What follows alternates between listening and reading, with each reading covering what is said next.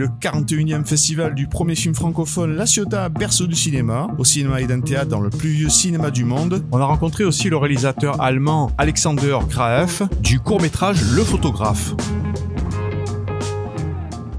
Oui, c'est trop bien, en fait, c'est trop bien de présenter mon film ici, qui est un film français d'ailleurs.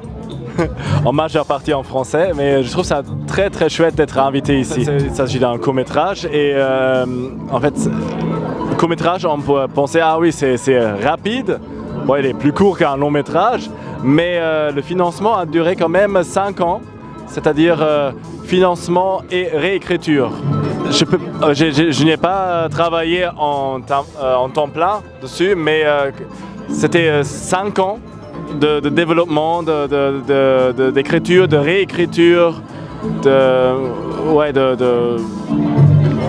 5 ans en tout.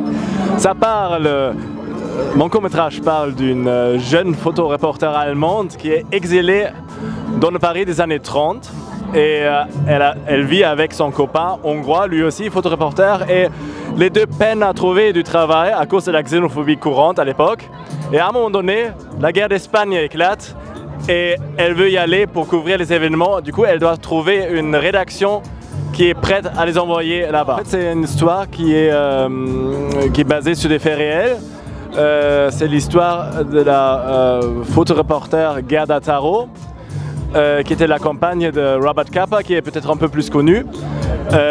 Et oui, en fait, j'ai lu sa biographie et d'autres textes, mais j'ai beaucoup synthétisé l'histoire dans le film. En fait, c'est très fictionnalisé pour le court-métrage.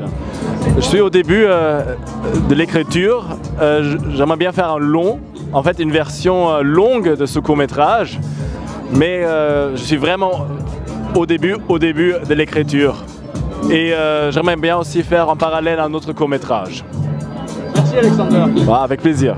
Les amis, on espère que vous avez passé un bon moment. N'oubliez pas de partager cette vidéo pour être au courant du prochain reportage. Alors si tu n'es pas encore abonné à la chaîne, je t'invite à activer la petite cloche des notifications et mets tout de suite un pouce bleu pour soutenir la chaîne. Je te remercie et tu peux aussi suivre TVF Sud sur tous les réseaux sociaux, Facebook, Insta, LinkedIn et Twitter, Tumblr. TVF Sud, c'est la chaîne culture qui parle des artistes du cinéma, de la télévision, du théâtre et de la musique. À très bientôt les amis.